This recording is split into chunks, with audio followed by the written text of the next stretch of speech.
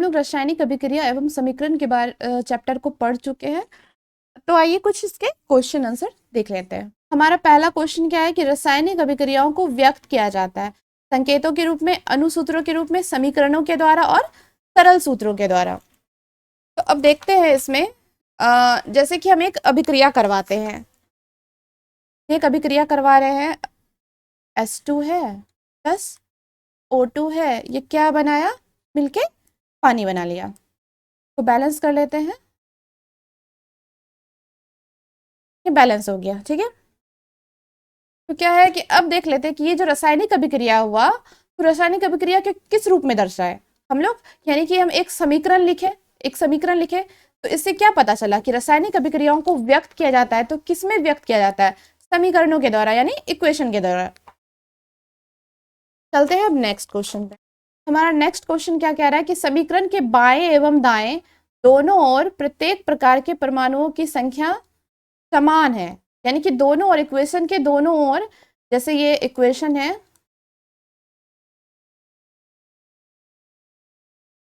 ये इक्वेशन है, तो इसके दोनों ओर की जो परमाणु, ये जो प्रत्येक प्रकार के जो एलिमेंट है उसके क्या है, परमाणुओं की संख्या समान है। तो ये समीकरण क्या कहलाएगी, संतुलित कहलाएगी, सॉरी असंतुलित कहलाएगी, संतुलित कहलाएगी, द्रव्यमान संरक्षण के नियम के प्रतिकूल कहलाएगी, या इनमें से कोई नहीं। तो देख लेते हैं।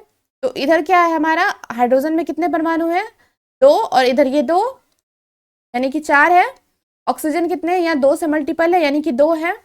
यहाँ ऑक्सीजन कितना है, यहाँ 2 है, और यहाँ हाइड्रोजन कितने हैं, 2 गुना 2 यानी कि 4 है। अब देख लेते हैं हाइड्रोजन कितना, इधर 4 है, तो प्रतिफल यानी प्रोडक्ट के इधर भी 4 है। रिएक्टेंट की तरफ ऑक्सीजन यानी अभिकारक की ओर ऑक्सीजन की मात्रा कितनी है, 2 है, और इधर प्रतिफल की तरफ भी यानी प्रोडक्ट की तरफ भी कितनी है, 2 है। तो इससे क्या पता चला कि दोनों ओर ये क्या, परमाणुओं की संख्या इक्वल है यानी समान है। इससे तो ये क्या हो गया, ये समीकरण क्या हो गया हमारा, संतुलित यानी कि बैलेंस समीकरण हो गया। अब चलते हैं नेक्स्ट। यहाँ क्वेश्चन कह रहा है कि निम्नलिखित में से कौन सा समीकरण असंतुलित है यानी कि अनबैलेंस्ड है। तो चेक कर लेते हैं, पहला ऑप्शन देख लेते हैं। पहला ऑप्शन में क्या है, पहला ऑप्शन देख लिए, इसमें क्या है, हाइड्रोजन इधर कितना है, 2 है, इधर क्लोरीन कितना है, इधर भी 2 है, और प्रतिफल यानी प्रोडक्ट की तरफ आते हैं, यहाँ भी हाइड्रोजन क्या है, 2 के मल्टीपल में है, यानी हाइड्रोजन भी 2 है, और क्लोरीन भी क्या है, 2 के मल्टीपल में है, यानी क्लोरीन भी 2 है, यानी कि दोनों तरफ क्या है, समान है परमाणु, इसका मतलब कि ये बैलेंस्ड है। नेक्स्ट आते हैं, इसमें देख लेते हैं। इसमें पोटेशियम कितना है, 2 है, यानी 2 के मल्टीपल में है तो 2 है। क्लोरीन भी क्या है, 2 के मल्टीपल में है तो क्लोरीन भी 2 है। ऑक्सीजन क्या है, यहाँ आगे में 3 है लेकिन 2 के मल्टीपल में भी, यानी कि 3 दूना 6, यानी कि ऑक्सीजन कितना है, 6 है। अब आते हैं प्रोडक्ट की तरफ, यहाँ भी पोटेशियम 2 के मल्टीपल में है तो 2 हो गया, क्लोरीन भी 2 के मल्टीपल में है तो क्लोरीन भी 2 हो गया। ऑक्सीजन क्या है, यहाँ आगे 2 है, यहाँ 3 है, यानी कि 3 दूना 6। अब देख रहे हैं कि दोनों तरफ इक्वल इक्वल हो गया, पोटेशियम इधर भी 2, इधर भी 2, क्लोरीन इधर भी 2, क्लोरीन इधर भी 2, ऑक्सीजन इधर 6, ऑक्सीजन इधर भी 6, यानी कि ये भी बैलेंस्ड है। अब आता है नेक्स्ट, यहाँ लेट देख रहे लेते हैं, यानी पीबी, इसको लेट कहा जाता है। ये पीबी कितना है, पीबी 1 है, पीबी 1 है। अब यहाँ पर देख लेते हैं, नाइट्रोजन क्या है, 2 के मल्टीपल में है, 2 हो गया, इसको तोड़ लेते हैं। ऑक्सीजन क्या है, 3 तो है लेकिन 2 के मल्टीपल में भी, यानी 6 है। अब इस साइड आ जाते हैं, तो इधर लेड 1 है, ऑक्सीजन यहाँ पर 1 हो गया, यहाँ नाइट्रोजन भी 1 है, यहाँ ऑक्सीजन क्या है, 2 हो गया, प्लस इधर ऑक्सीजन भी 2, यानी कि अब काउंट कर लेते हैं कि ऑक्सीजन कितना हो गया, 2 2 4 1 5 ऑक्सीजन हो गया, लेकिन हमारा ऑक्सीजन इधर कितना है, 6 है। अब ये नाइट्रोजन देख लेते हैं, नाइट्रोजन इधर 1 है, इधर 2 ही है, और लेड 1 1 मिल गया, लेकिन नाइट्रोजन और ऑक्सीजन बिल्कुल अलग अलग है, यानी कि ये क्या हो गया, ये अनबैलेंस्ड है, ये अनबैलेंस्ड है, ये हमारा अनबैलेंस्ड हो गया। अब इसको भी देख ही लेते हैं, जब इतना देख लिए तो। हाँ, यहाँ देख लीजिए, इधर हाइड्रोजन कितना है, 4 हो गया, यानी 2 के मल्टीपल में एक 2 है ही, और इधर ऑक्सीजन कितना हो गया, 2, और इधर हम देख लेते हैं, इधर प्रोडक्ट की तरफ कितना बना, इधर भी हाइड्रोजन कितना हो गया, 4 हो गया, और ऑक्सीजन कितना हो गया, 2, यानी कि ये भी बैलेंस्ड है। तो हमारा समीकरण असंतुलित है, यानी अनबैलेंस समीकरण कौन सा हो गया, ये सी नंबर ऑप्शन, यानी कि ग नंबर ऑप्शन, यानी कि ये अनबैलेंस्ड है। चलते हैं अब नेक्स्ट की ओर। निम्नलिखित में कौन समीकरण संतुलित है? पहले हम लोग असंतुलित देखें। यहाँ पे क्या है, क्वेश्चन क्या कह रहा है कि संतुलित है, यानी कौन सा समीकरण बैलेंस्ड है। तो चेक कर लेते हैं। यहाँ फेरस इधर प्रोडक्ट की तरफ एक है, इधर भी फेरस क्या है, प्रोडक्ट सॉरी ये रिएक्टेंट की तरफ फेरस एक है, तो प्रोडक्ट की तरफ भी फेरस क्या है, एक ही है। क्लोरीन इधर कितना है, 2 है, लेकिन क्लोरीन इधर क्या हो रहा है, 3 है, यानी कि ये अनबैलेंस्ड है। अब इसमें आ जाते हैं बी नंबर ऑप्शन में। इधर नाइट्रोजन कितना है, एक और एक, यानी एक इधर भी है, एक इधर भी है। हाइड्रोजन कितना है, 4 है, ऑक्सीजन कितना है, 2 है। अब इधर देख लेते हैं, इधर नाइट्रोजन कितना है, 2 है, हाइड्रोजन कितना है, 4 है, और ऑक्सीजन कितना, 2 है। लेकिन यहाँ देख लेते हैं, नाइट्रोजन इधर भी 2 है, रिएक्टेंट की तरफ भी 2 है, एक और एक कितना हो गया, 2 हो गया। और प्रोडक्ट की तरफ भी नाइट्रोजन कितना है, 2 हो गया। हाइड्रोजन इधर कितना है, 4 हो गया, इधर भी हाइड्रोजन कितना है, 4 हो गया। ऑक्सीजन इधर कितना है, 2 है, इधर भी ऑक्सीजन कितना है, 2 है, यानी ये इधर ये दोनों बैलेंस्ड हो गया। इसका मतलब क्या है, ये इक्वेशन बैलेंस्ड है। अब इन सबको भी देख लेते हैं। फेरस इधर एक है, ऑक्सीजन इधर 2 है। यहाँ फेरस क्या हो गया, 2 हो गया, ऑक्सीजन कितना हो गया, 3 हो गया, यानी कि ये ऐसे भी अनबैलेंस्ड है। इसको देख लेते हैं। पोटेशियम कितना, एक है, ब्रोमीन इधर एक है, क्लोरीन कितना हो गया, यहाँ 2 हो गया। अब यहाँ पर आ जाते हैं, तो यहाँ पोटेशियम एक हो गया, इधर क्लोरीन एक हो गया, और ब्रोमीन इधर 2 हो गया, तो बिल्कुल अनबैलेंस्ड हो गया। क्योंकि पोटेशियम एक एक चलो ठीक है, लेकिन ब्रोमीन इधर एक है, इधर ब्रोमीन 2 हो गया, इधर क्लोरीन 2 था, इधर क्लोरीन क्या हो गया, एक हो गया। तो इसका मतलब ये भी अनबैलेंस्ड है। तो हमारा संतुलित समीकरण कौन सा हो गया, B number option. Calcium carbonate को गर्म करने पर कैल्शियम ऑक्साइड एवं कार्बन डाइऑक्साइड बनते हैं। ये किस प्रकार की रासायनिक अभिक्रिया है। ये क्या हो गया, कैल्शियम कार्बोनेट हो गया। अगर इसको हम लोग क्या किए, गर्म किए, तो क्या ये टूट गया, टूट गया किसमें किसमें टूट गया, कैल्शियम ऑक्साइड में टूट गया, और कार्बन डाइऑक्साइड बना लिया। तो हम लोग इसमें क्या हो रहा है कि एक बड़ा यौगिक से छोटे छोटे सिंपल यौगिक में टूट रहा है। तो ये प्रक्रिया हम लोग किस में पढ़े थे, ये प्रक्रिया हम लोग किस में पढ़े थे, अपघटन अभिक्रिया में पढ़े थे। यानी अपघटन हो गया, यानी कि टूट गया, यानी डिकम्पोजिशन हो गया। अपघटन क्या होता है, डिकम्पोजिशन होता है। यानी कि क्या हुआ, कैल्शियम कार्बोनेट क्या हुआ, टूट के कैल्शियम ऑक्साइड बना लिया, और कार्बन डाइऑक्साइड गैस रिलीज कर दी। ये अभिक्रिया क्या कहलाएगी, हमारी अपघटन अभिक्रिया कहलाएगी। छठा क्वेश्चन क्या कह रहा है कि क्लोरोफिल और सूर्य प्रकाश की उपस्थिति में पौधे वायु से कार्बन डाइऑक्साइड एवं पृथ्वी से जल ग्रहण करके अपना भोजन तैयार करते हैं, यानी फोटोसिंथेसिस कर रहा है, प्रकाश संश्लेषण कर रहा है। यह अभिक्रिया किस प्रकार की अभिक्रिया है, तो ये तो एक जो है स्पेसिफिक अभिक्रिया है, यानी कि ये प्रकाश रासायनिक यानी कि फोटोकेमिकल रिएक्शन है। क्या है, फोटोकेमिकल रिएक्शन। फोटोसिंथेसिस इसे ऐसे याद रख लीजिएगा कि फोटोसिंथेसिस यानी कि फोटोकेमिकल रिएक्शन हो जाएगा। 7वां नंबर क्वेश्चन देख लेते हैं कि सिल्वर नाइट्रेट के जलीय विलयन में सोडियम क्लोराइड का जलीय विलयन डालने पर क्या होता है कि अविलेय सिल्वर क्लोराइड विलयन से पृथक हो जाता है, यानी अलग हो जाता है। इस अभिक्रिया को क्या कहते हैं। अब देख लेते हैं ऐसे, AgNO3, यानी ये क्या है, सिल्वर नाइट्रेट है। इसमें क्या किया हम लोग, सोडियम क्लोराइड डाल लिए, ये भी जलीय विलयन है, ये भी जलीय विलयन है। अब इसमें सोडियम क्लोराइड डाल लिए, तो अब क्या देखते हैं कि एक AgCl नाम का, यानी सिल्वर क्लोराइड नाम का एक अविलेय पदार्थ नीचे बीकर में जमा हो गया, और क्या बना दिया, सोडियम नाइट्रेट बना। यानी कि ये AgCl AgCl यानी कि सिल्वर क्लोराइड अवक्षेप के रूप में प्राप्त हुआ, यानी कि अविलेय है, एक ठोस पदार्थ के रूप में प्राप्त हुआ, यानी अवक्षेप के रूप में प्राप्त हुआ। ये जो आप सिंबल देख रहे हैं, अब अगर अवक्षेप को दिखाना रहता है तो ये एरो का चिन्ह जो होता है नीचे की ओर डायरेक्शन दे करके बताते हैं। ये क्या हुआ, अवक्षेप के रूप में प्राप्त हुआ। तो हमारा ये अभिक्रिया कौन सा कहला जाएगा, अवक्षेप है तो अवक्षेपन अभिक्रिया कहला जाएगी। सिंपल है।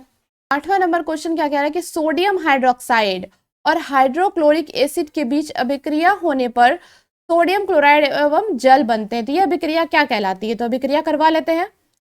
ये क्या हो गया, सोडियम हाइड्रोक्साइड हो गया। ये सोडियम हाइड्रोक्साइड है। अब इसको क्या करा रहे हैं, HCl के साथ रिएक्शन करा रहे हैं। तो अब क्या हो गया ये, हाँ, तो ये क्या बना रहा है, सोडियम क्लोराइड बनाया और H2O बनाया। तो यहाँ पे हम लोग एक चीज नोटिस करेंगे कि यहाँ पर OH है, OH यानी कि ये क्या हो गया, OH जहां जुटा रहा तो ये क्या हो गया, बेस हो गया। और जहां पर H प्लस आयन जुटा हुआ रहता है, H जुटा रहता है, तो ये क्या हो गया, एसिड हो गया। तो हम लोग पढ़ चुके हैं कि एसिड बेस जब आपस में रिएक्शन कराते हैं तो वो प्रक्रिया कहलाती है उदासीनीकरण यानी न्यूट्रलाइजेशन। यहाँ क्या बना लेता है, जब बेस और एसिड रिएक्शन करके क्या बना लेता है, सॉल्ट बना लेता है और पानी बना लेता है, सॉल्ट और पानी बना लेता है, यानी कि नमक और जल बना लेता है। तो ये प्रक्रिया एसिड और बेस कहाँ पर अभिक्रिया करते हैं, उदासीनीकरण अभिक्रिया यानी कि न्यूट्रलाइजेशन अभिक्रिया करते हैं। तो हमारा बी नंबर ऑप्शन सही हो गया। अब आते हैं नेक्स्ट, निम्नांकित में रेडॉक्स अभिक्रिया कौन सी है। अब ये पता करना है कि किसमें ऑक्सीडेशन रिडक्शन हो रहा है। चलिए पता कर लेते हैं। हमारा पहला ऑप्शन क्या है, कैल्शियम कार्बोनेट। क्या हो रहा है, कैल्शियम कार्बोनेट है, ये टूट रहा है। यहाँ पे हम लोग पहले भी पढ़ चुके हैं कि यहाँ क्या हो रहा है, एक सिंपल यौगिक जो सॉरी एक कॉम्प्लेक्स यौगिक है, वो टूट कर दो सिंपल यौगिक बना रहा है। क्या कर रहा है, टूट के दो सिंपल यौगिक बना रहा है। यानी क्या बना रहा है, कैल्शियम ऑक्साइड बना रहा है और कार्बन डाइऑक्साइड गैस रिलीज कर रहा है। तो इसका मतलब क्या है, ये टूट रहा है, यानी कि ये अपघटन अभिक्रिया हो रहा है। यहाँ पर क्या हो रहा है, अपघटन की अभिक्रिया यानी कि डिकम्पोजिशन अभिक्रिया हो रही है। यहाँ पे क्या हो रही है, डिकम्पोजिशन अभिक्रिया हो रही है। अब देख लेते हैं नेक्स्ट, यहाँ पर क्या हो रहा है, यहाँ पर देख लेते हैं, इसमें देख लेते हैं। यहाँ जिंक ऑक्साइड है, यहाँ पे जिंक ऑक्साइड है। अब क्या हो रहा है कि ऑक्सीजन यहाँ पे क्या हो रहा है, ऑक्सीजन यहाँ पर सॉरी ऑक्सीजन यहाँ से क्या हो रहा है, ऑक्सीजन यहाँ पर से निकल रहा है। ऑक्सीजन निकल रहा है तो इसका मतलब क्या, जहां पे ऑक्सीजन निकलता है, ऑक्सीजन जहां पे निकलता है वहां क्या कहलाता है, रिडक्शन होता है, यानी कि अवकरण होता है।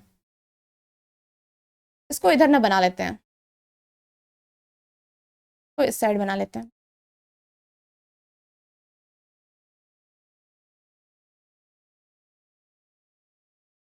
हाँ, तो क्या हो रहा है कि ऑक्सीजन क्या हो रहा है, यहां निकल रहा है। ऑक्सीजन का निष्कासन क्या कहलाता है, अवकरण कहलाता है। ऑक्सीजन का निष्कासन क्या कहलाता है, अवकरण कहलाता है। ऑक्सीजन का निष्कासन क्या कहलाएगा, अवकरण कहलाएगा। यानी अवकरण में क्या क्या होता है, अवकरण में या तो ऑक्सीजन का निष्कासन होता है और या तो फिर हाइड्रोजन का, या तो क्या होता है, हाइड्रोजन का संयोग होता है। हाइड्रोजन का संयोग होगा। और ऑक्सीकरण में क्या होता है, ऑक्सीकरण में होता है या तो ऑक्सीजन का संयोग होगा, ऑक्सीजन का संयोग होगा, या तो हाइड्रोजन का निष्कासन होगा। ये दोनों में से कुछ एक भी होना चाहिए। अगर दोनों में से कोई एक भी हो रहा है तो यानी कि वो ऑक्सीडेशन रिडक्शन का काम हो रहा है वहां पर। तो यहाँ पर क्या हो रहा है कि ऑक्सीजन का क्या हो रहा है, ऑक्सीजन का क्या हो रहा है, निष्कासन हो रहा है, ऑक्सीजन निकल रहा है। ऑक्सीजन निकल रहा है तो यानी कि क्या हो गया, ये अवकरण हो गया। अब देख लेते हैं, अब ये ऑक्सीजन क्या कर रहा है, ये कार्बन के साथ तो जुड़ रहा है। ये ऑक्सीजन क्या हो रहा है, ये कार्बन के साथ जुड़ रहा है। तो यहाँ पे क्या हो, यानी कि ऑक्सीजन का यहाँ पर जुटना हो गया है। जहां पर ऑक्सीजन का जुटना होता है, यानी ऑक्सीजन का संयोग होता है, वहां पर ऑक्सीकरण की प्रक्रिया होती है। वहां पर क्या होगा, ऑक्सीकरण की प्रक्रिया होगी। तो इसका मतलब ये क्या पता चला, इसमें क्या पता चला कि रिडॉक्स रिएक्शन किस में हो रहा है, इस अभिक्रिया में हो रहा है। ओके, और ये दोनों को भी जान लेते कि ये दोनों अभिक्रिया कौन सी है। यहाँ पर क्या देख रहे हैं, कैल्शियम ऑक्साइड है, और कैल्शियम ऑक्साइड है और उसके बाद क्या है, HCl है। और तो HCl है, इससे रिएक्शन करके क्या हुआ, तो यहाँ पे बना लेते हैं। इसमें क्या देख रहे हैं कि ये कैल्शियम क्या किया, ये कैल्शियम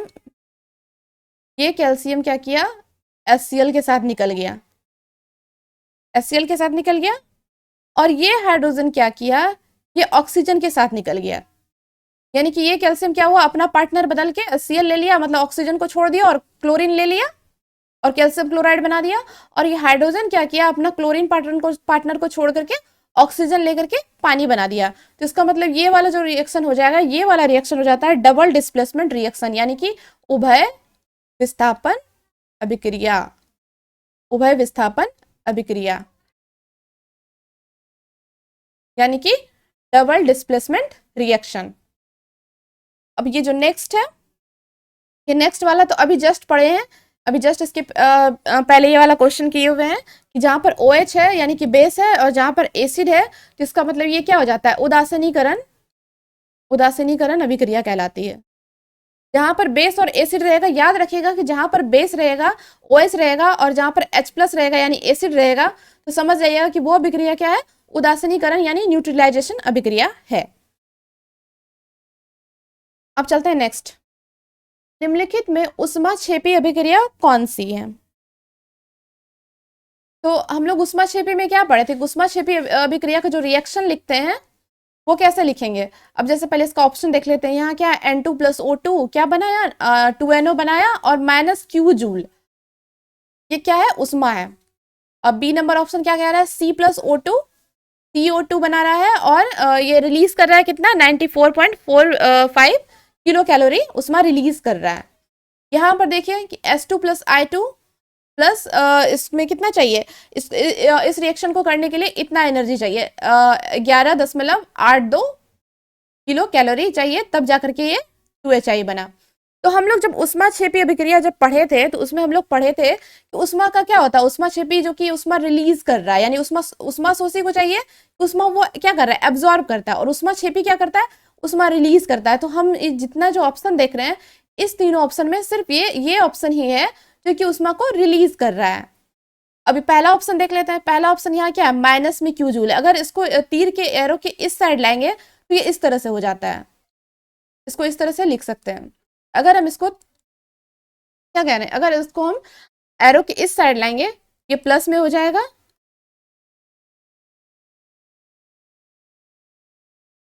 यानी कि ये रिएक्शन जो है, नाइट्रोजन प्लस ऑक्सीजन जो है, इसको भी रिएक्शन करने के लिए उष्मा चाहिए, यानी ये उष्मा को एब्जॉर्ब कर रहा है, उष्मा शोषी, यानी कि ये अभिक्रिया भी क्या है, उष्मा शोषी है। जो उष्मा को एब्जॉर्प्शन करता है यानी अवशोषित करता है उसको उष्मा शोषी कहते हैं। जो उष्मा को रिलीज करता है यानी छोड़ता है उसको उष्मा क्षेपी कहते हैं। अब इस अभिक्रिया में देख लीजिए, इस अभिक्रिया में क्या हो रहा है कि कार्बन प्लस ऑक्सीजन रिएक्शन करके कार्बन डाइऑक्साइड बनाया, और क्या साथ में ऊर्जा भी रिलीज कर रहा है। कितना ऊर्जा रिलीज कर रहा है, क्योंकि देख लीजिए यहाँ प्लस का चिन्ह दिया हुआ है, यानी कि रिलीज कर रहा है 94.45 किलो कैलोरी उष्मा रिलीज कर रहा है। इसका मतलब क्या होगा, ये अभिक्रिया क्या हो गया, उष्मा क्षेपी अभिक्रिया हो गया। और उष्मा एनर्जी को हम लोग याद रखते हैं, जब भी रिएक्शन लिखते हैं तो एनर्जी को हम लोग, अगर उष्मा क्षेपी है तो हम लोग प्रोडक्ट की ओर लिखते हैं, अगर उष्मा शोषी है तो हम लोग प्रोडक्ट के इस साइड लिखते हैं, प्रोडक्ट के इस साइड। जैसे ये वाला ऑप्शन देख लीजिए, इसमें क्या है कि S2+I2 है, और क्या इसको उष्मा क्या चाहिए, ये उष्मा क्या कर रहा है, एब्जॉर्ब कर रहा है, यानी 11.82 किलो कैलोरी जो है ये उष्मा को अवशोषित कर रहा है, और क्या बना रहा है, हाइड्रोजन आयोडाइड बना रहा है। और ये भी उष्मा शोषी है, ये भी क्या है, उष्मा शोषी है। और यहाँ देख रहे हैं कि उष्मा शोषी रिएक्शन में क्या होता है, ये एनर्जी इस साइड है, यानी कि अभिकारक की ओर है, एनर्जी क्या है, अभिकारक की ओर है, प्रोडक्ट की ओर नहीं है। प्रोडक्ट की ओर उष्मा क्षेपी में होता है, और अभिकारक की ओर जो एनर्जी लगता है वो उष्मा शोषी में होता है। और यहाँ इस ऑप्शन में क्या देख रहे हैं कि -Q जूल है, यहाँ माइनस है, ध्यान रखिएगा यहाँ माइनस है, माइनस है, यानी कि अगर इसको एरो के इस साइड ले जाएंगे तो ये भी अभिकारक की ओर ही हो जाएगा, इसलिए ये क्या हो जाता है, ये भी उष्मा शोषी है।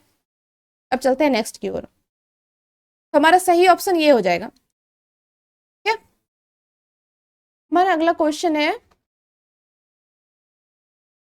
कि निम्नलिखित में कौन ऑक्सीकारक है, H2 है या कार्बन मोनोऑक्साइड है, हाइड्रोजन सल्फाइड है या ऑक्सीजन है। तो अब एक रिएक्शन की तरह से इसको देख लेते हैं। अब देख लीजिए यहाँ पर क्या हो रहा है, इस अभिक्रिया में क्या हो रहा है, ये हाइड्रोजन क्या हो रहा है, इसके साथ संयोग कर रहा है, किसके साथ संयोग कर रहा है, ऑक्सीजन के साथ संयोग कर रहा है, यानी कि यहाँ पर क्या हो रहा है, ये अवकृत हो रहा है, यानी कि ऑक्सीजन क्या हो रहा है, अवकृत हो रहा है, यानी रिडक्शन हो रहा है किसका, ऑक्सीजन का। या तो एक इस तरह से भी समझ सकते हैं कि हाइड्रोजन इसके साथ संयोग किया, या फिर ऑक्सीजन क्या कर रहा है, इसके साथ मिलके निकल रहा है। इसका मतलब क्या हुआ, ये ऑक्सीजन क्या हुआ, अवकृत हुआ। और जो पदार्थ अवकृत होता है, जो एलिमेंट अवकृत होता है, उसी को हम लोग क्या कहते हैं, ऑक्सीकारक कहते हैं। हम लोग पढ़ चुके हैं कि जो पदार्थ अवकृत होगा उसको ऑक्सीकारक कहेंगे, और जो पदार्थ ऑक्सीकृत होता है उसको अवकारक कहते हैं। ओके, हमारा सही ऑप्शन क्या हो जाएगा, ऑक्सीजन। हमारा सही ऑप्शन हो जाएगा ऑक्सीजन। और अगला क्वेश्चन है कि निम्नलिखित में कौन अवकारक गुण प्रदर्शित करता है? H2SO4, O2, H2S, HNO3। हमारा अवकारक गुण H2S प्रदर्शित करेगा। अब इसको हम लोग देख लेते हैं एक रिएक्शन के तौर पे।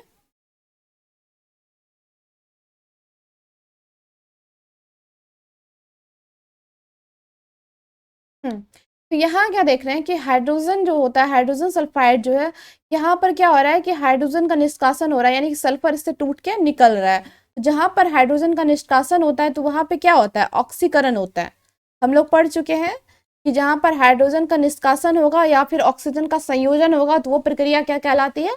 ऑक्सीकरण कहलाती है। तो अब हम लोग जान रहे हैं कि यहाँ किसका ऑक्सीकरण हुआ? हाइड्रोजन का ऑक्सीकरण हुआ है। हाइड्रोजन का जब ऑक्सीकरण हुआ है तो इसका मतलब ये क्या हो जाएगा? अवकारक हो जाएगा। ये क्या हो जाएगा? अवकारक हो जाएगा। तो इसलिए हमारा अवकारक गुण कौन क्या प्रदर्शित कर रहा है? कौन प्रदर्शित कर रहा है? H2S अवकारक गुण को प्रदर्शित कर रहा है। ये अभिक्रिया देख लेते हैं। समीकरण क्या कह रहा है?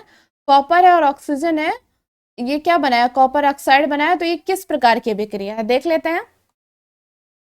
यहाँ पर क्या हो रहा है? यहाँ पर जो है, हाँ, यहाँ क्या कर रहा है? यहाँ पर कॉपर में ऑक्सीजन का क्या हो रहा है? संयोजन हो रहा है, यानी ऑक्सीजन इसमें आके क्या हो रहा है? जुट रहा है। तो इसका मतलब जहां पर ऑक्सीजन का संयोजन होता है तो वो क्या कहलाता है? ऑक्सीकरण कहलाता है, ऑक्सीडेशन कहलाता है। यानी कि इस अभिक्रिया में क्या दिखाया जा रहा है? ऑक्सीकरण दिखाया जा रहा है, यानी ऑक्सीडेशन हो रहा है। नेक्स्ट क्वेश्चन है, शरीर में भोजन का पचना किस प्रकार की अभिक्रिया? अवकरण, ऑक्सीकरण, मृदासीनीकरण, वैद्युत अपघटन। तो शरीर में भोजन का पचना क्या हो जाता है? ऑक्सीकरण होता है। अगला क्वेश्चन है, निम्नलिखित में कौन सा पदार्थ बिना ज्वाला के जलता है, यानी बिना फ्लेम के जलेगा? फ्लेम नहीं निकलता है उसमें, तो किसमें होगा? मोमबत्ती फ्लेम के साथ जलता है, केरोसिन भी फ्लेम के साथ जलता है, कोयला, कोयला बिना फ्लेम के जलता है, मीथेन गैस भी फ्लेम के साथ जलता है। तो हमारा सही ऑप्शन हो जाएगा कोयला। तो आ जाते हैं अब रिक्त स्थानों की पूर्ति करें या फिल इन द ब्लैंक्स। अभिकारकों की अभिक्रिया को समीकरण के किस ओर लिखा जाता है? यानी अभिकरण, यानी कि ये जो ये इक्वेशन है, मान लेते हैं ये इक्वेशन है, इसमें अभिकारक और प्रतिफल कौन है? हम लोग पहले पढ़ चुके हैं कि जो रिएक्शन में भाग लेता है वो कहलाता है अभिकारक, यानी कि रिएक्टेंट, रिएक्टेंट। और जो प्रोडक्ट बनता है यानी प्रतिफल, यानी ये प्रतिफल हो गया या उत्पाद हो गया, इसको क्या कहते हैं? प्रोडक्ट। तो अभिकारक जो होता है हमेशा तीर के या समीकरण के बाईं ओर लिखा जाता है, ओके। और जो प्रोडक्ट होता है हमेशा इक्वेशन यानी ये तीर के दाईं ओर लिखा जाएगा। तो क्या हो जाएगा? अभिकारकों की अभिक्रिया को समीकरण के बाईं ओर लिखा जाता है, ठीक है। दूसरा क्वेश्चन क्या कह रहा है कि समीकरण में प्रयुक्त तीर चिन्ह अभिक्रिया की क्या बताता है? अभिक्रिया की दिशा को बताता है कि किस दिशा में हो रहा है। जैसे कि तीर चिन्ह, अब जैसे कि किसी में देखते होंगे कार्बन डाइऑक्साइड देख रहे हैं, ऐसे दिखा रहा है, यानी कि ये ऊपर की ओर जा रहा है, यानी कि गैस बन के हवा में उड़ रहा है।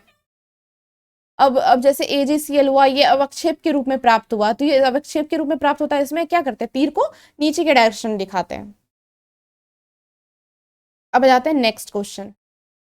अभिक्रिया कैल्शियम कार्बोनेट टूट रहा है, किसमें टूट रहा है? कैल्शियम ऑक्साइड में टूट रहा है और कैल्शियम डाइऑक्साइड में टूट रहा है। यानी ये क्या है? एक जटिल यौगिक है, इसको जब गर्म करते हैं तो ये सिंपल सिंपल यौगिक में टूटता है। तो ये क्या, ये प्रक्रिया क्या कहलाती है? ये अभिक्रिया क्या कहलाती है?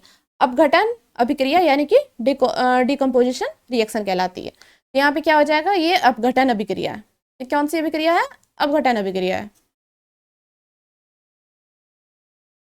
अब ये देख लीजिए, ये अभिक्रिया, ये क्या है? सिल्वर नाइट्रेट है, ये NaCl है, और ये क्या बना, सॉरी, ये सिल्वर नाइट्रेट है, ये NaCl है, रिएक्शन करके क्या बना रहा है? AgCl का एक अवक्षेप प्राप्त हो रहा है, और क्या बना रहा है? सोडियम नाइट्रेट बना रहा है। यानी कि ये एक अवक्षेप प्राप्त हो रहा है, तो क्या है? ये अवक्षेपण अभिक्रिया है। ये क्या है? अवक्षेपण अभिक्रिया है, ओके। अब ये आ जाते हैं पांचवा नंबर ऑप्शन। अभिक्रिया 2H2 प्लस O2 मिलके क्या बना रहा है? H2O बना रहा है। अब H2O बना रहा है तो ये कौन सी अभिक्रिया है? यहाँ पर क्या देख रहे हैं? ऑक्सीजन यहाँ पे आके जुड़ रहा है, यानी हाइड्रोजन और ऑक्सीजन आपस में जुड़ रहा है, यानी कि यहाँ पे संयोजन हो रहा है। ये क्या हो जाएगा? संयोजन अभिक्रिया हो जाएगा। ये क्या हो जाएगा? संयोजन अभिक्रिया। गर्म करने पर क्या कह रहा है कि गर्म करने पर क्या अपघटित होकर पोटेशियम क्लोराइड एवं ऑक्सीजन बनाता है? क्या बना रहा है हमारा प्रोडक्ट, क्या बन रहा है? पोटेशियम क्लोराइड बना रहा है और ऑक्सीजन बना रहा है। तो ऐसा क्या गर्म करेंगे? जो भी हम लोग क्या पढ़े हैं कि जो भी प्रोडक्ट बनता है वो रिएक्टेंट यानी अभिकारक का जो ही पार्ट होता है उसी से बनता है। तो हमारा जाहिर सा बात है कि जब यहाँ हमारा प्रोडक्ट पोटेशियम क्लोराइड बन रहा है, ऑक्सीजन और ऑक्सीजन बन रहा है, तो जाहिर सा बात है कि हमारा रिएक्टेंट की ओर जो होगा यानी अभिकारक की ओर जो भी प्रोडक्ट होगा वो इसी से रिलेटेड होगा। तो क्या हो सकता है? KClO3 यानी कि पोटेशियम क्लोरेट। ये क्या है? Potassium chlorate. तो ये क्या होगा? गर्म करने पर जब ये पोटेशियम क्लोरेट को जब गर्म करते हैं तो ये अपघटित होकर क्या बना लेता है? KCl बना लेता है और ऑक्सीजन बना लेता है। तो ये यहाँ एक तरह से ये जान रहे हैं कॉम्प्लेक्स यौगिक है, टूट के दो सिंपल यौगिक बना लिया, एक एलिमेंट बना लिया, एक यौगिक बना लिया, तो ये क्या हो गया? अपघटन रिएक्शन हो गया। तो ये हमारा क्या हो गया? यहाँ पे गर्म करने पर पोटेशियम क्लोरेट अपघटित होकर पोटेशियम क्लोराइड एवं ऑक्सीजन बनाता है। तो यहाँ पर क्या हो जाएगा? Potassium chlorate.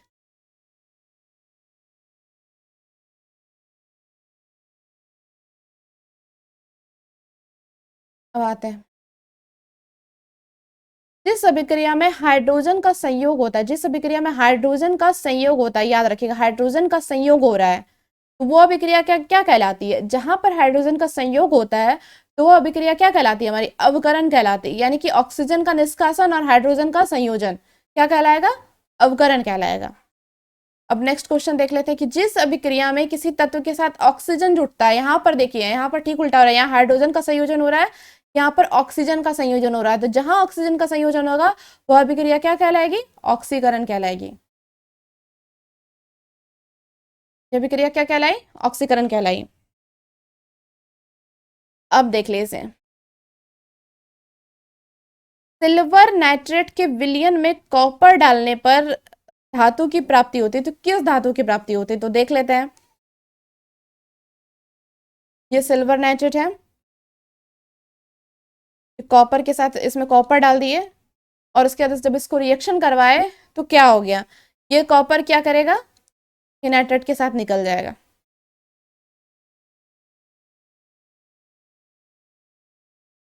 क्या करेगा? नाइट्रेट के साथ निकल गया और क्या बनाया? सिल्वर यानी कि अलग से प्राप्त हो जाएगा। यहाँ पर क्या हो गया? सिल्वर नाइट्रेट के विलयन में कॉपर डालने पर क्या कौन सी धातु प्राप्त हुई? सिल्वर धातु प्राप्त हुई, यानी कि यहाँ पर इजी हो जाएगा, यानी कि सिल्वर हो जाएगा। इसको बैलेंस कर लेते हैं।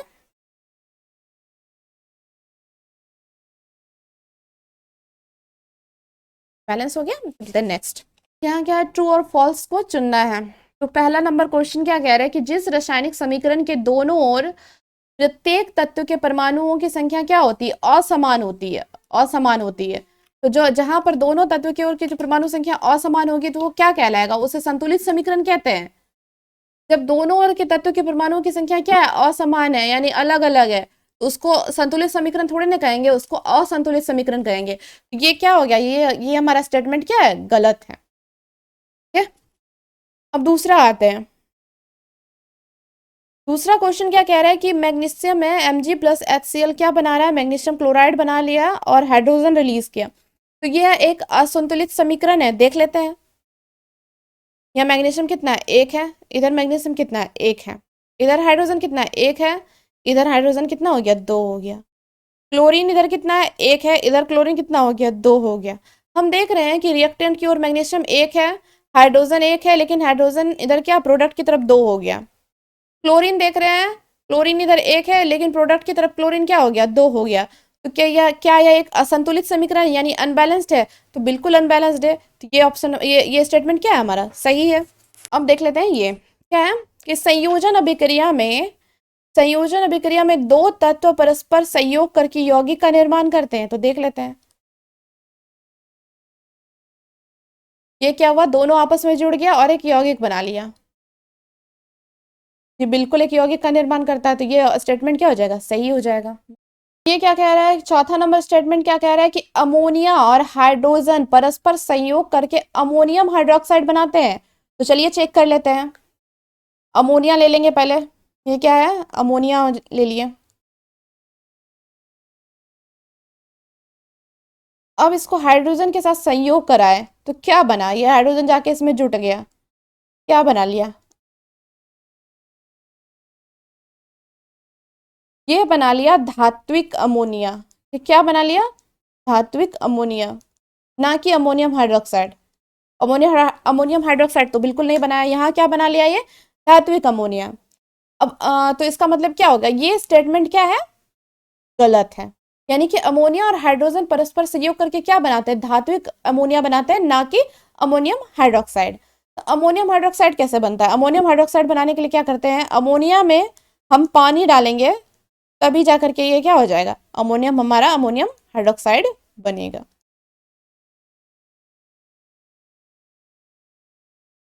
अब जाकर ये क्या बनाइए, अमोनियम हाइड्रोक्साइड। तो हमारा ये स्टेटमेंट गलत हो गया।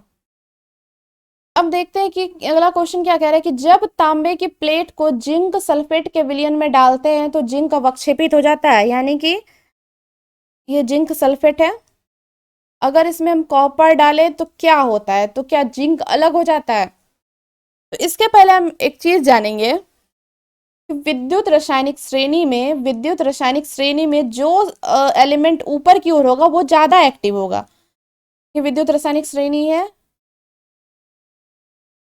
कि विद्युत रासायनिक श्रेणी में जो एलिमेंट ऊपर की ओर होगा वो ज्यादा एक्टिव होगा। देख लेते हैं, पहले लिथियम आ गया, फिर पोटेशियम आ जाता है, फिर बेरियम आ गया, फिर हमारा क्या हो गया, स्ट्रांशियम है, कैल्शियम है, उसके बाद क्या है, सोडियम, ये Na है, magnesium, aluminium, manganese, zinc, chromium, ferrous हो गया, कैडमियम हो गया, कोबाल्ट हो गया, निकेल हो गया, उसके बाद आएगा, निकेल के बाद क्या आएगा, स्ट्रांसियम यानी टीन आ गया, लेड आ गया, हाइड्रोजन है, कॉपर है, सिल्वर है, उसके बाद क्या आया, प्लेटिनम आया, उसके बाद क्या आया, ऑरम यानी कि सोना आ गया। तो यहाँ पे हम क्या देख रहे हैं कि जो एलिमेंट सबसे पहले पहले लिथियम आया, पोटेशियम आया, तो यानी लिथियम सबसे ज्यादा एक्टिव है, पोटेशियम उसके बाद है एक्टिव, बेरियम उसके बाद एक्टिव है, स्ट्रांशियम उसके बाद एक्टिव है। तो इसी तरह से जो सबसे पहले आएगा वो ज्यादा एक्टिव होता है। तो यहाँ पे हम एक दो पॉइंट लिख लेते हैं कि जो तत्व या एलिमेंट ऊपर है, ऊपर की ओर है, ऊपर है, वो ज्यादा एक्टिव है, वो ज्यादा क्या है, एक्टिव है, यानी कि सक्रिय है, सक्रिय यानी कि एक्टिव है, और ज्यादा अभिक्रियाशील है, यानी कि जो ज्यादा एक्टिव है तो वो क्या होगा, वो ज्यादा अभिक्रिया करेगा, ज्यादा अभिक्रियाशील होगा, यानी कि तुरंत रिएक्ट करेगा किसी भी एलिमेंट से भाग लेने पर, या फिर किसी भी प्रोडक्ट से वो भाग लेने पर तुरंत क्या हो जाएगा, रिएक्टेंट कर जाएगा, रिएक्ट कर जाएगा। इसके बाद इसी में एक पॉइंट और लिखते हैं, तो क्या लिखे, जो तत्व ऊपर है वो ज्यादा सक्रिय और ज्यादा अभिक्रियाशील है, और अपने से नीचे अपने से नीचे तत्व वाले को, नीचे वाले तत्व को, अपने से नीचे वाले तत्व को विस्थापित कर देते हैं, नीचे वाले तत्व को विस्थापित कर देते हैं।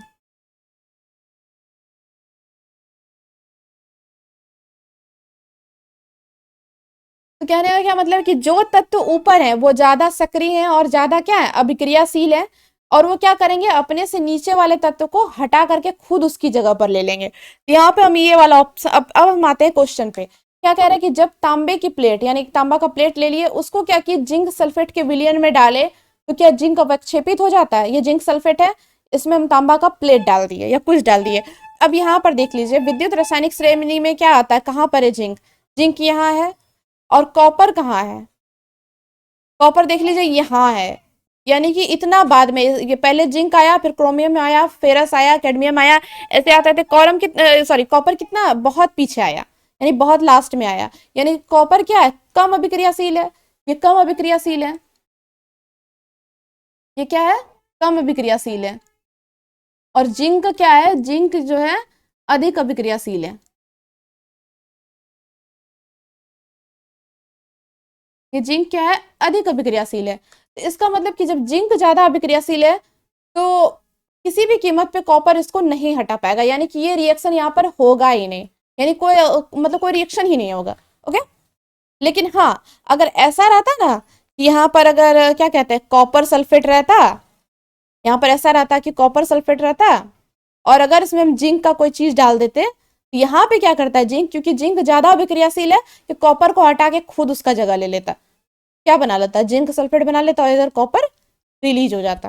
ओके, इसलिए अब यहाँ पे ये समझ गए कि यहाँ की जिंक ज्यादा अभिक्रियाशील है और कॉपर कम अभिक्रियाशील है, तो जिंक बिल्कुल अवक्षेपित नहीं होगा, ये रिएक्शन होगा ही नहीं। ओके, तो यहाँ पे ये क्या हो जाएगा, ये गलत हो जाएगा, ये यहाँ पे इसका स्टेटमेंट क्या हो जाएगा, ये गलत हो जाएगा।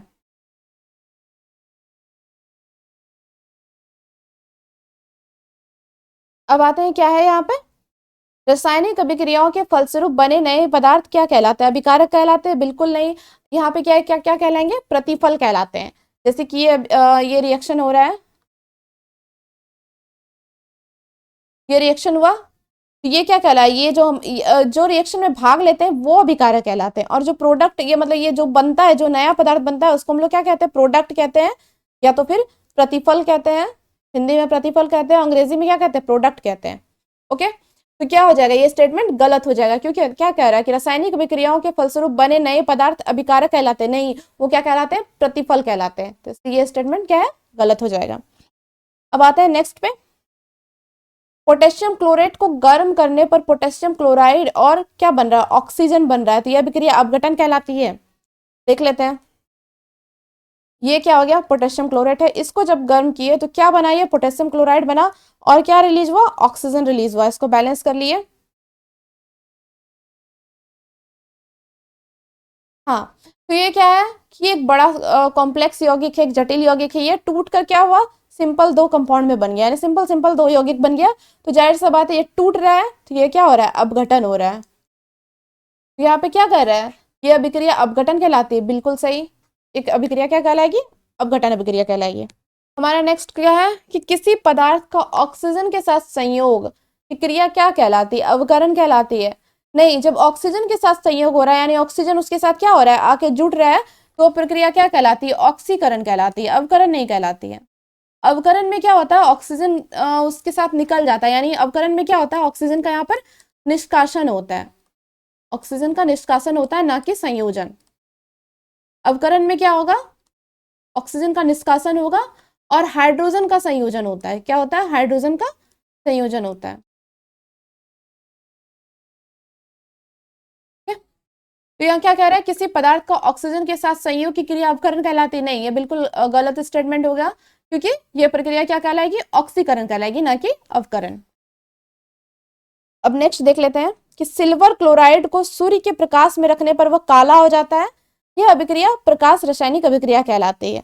अगर हम सिल्वर क्लोराइड को क्या करेंगे, क्या करते हैं, अगर धूप में रखेंगे ना, तो ये काला हो जाता है। इसलिए एजीसीएल को हमेशा ना एक भूरे रंग के बोतल में रखा जाता है, भूरे रंग के बोतल में रखा जाता है, ताकि वो खराब ना हो। और ये जब धूप में रखने, जाहिर सी बात है, जहाँ सनलाइट पड़ रहा है, यानी कि यहाँ पे फोटोकेमिकल रिएक्शन हो रहा है, तो ये स्टेटमेंट सही है। फिर कुछ क्वेश्चन था जो हम लोग देख लिए, इसको आप लोग अपने से फिर से रिवीजन कर लीजिएगा, बार बार रिवीजन करिएगा, ताकि आपको याद हो जाए। ये बेसिक क्वेश्चन था। अब मिलते हैं नेक्स्ट क्लास में।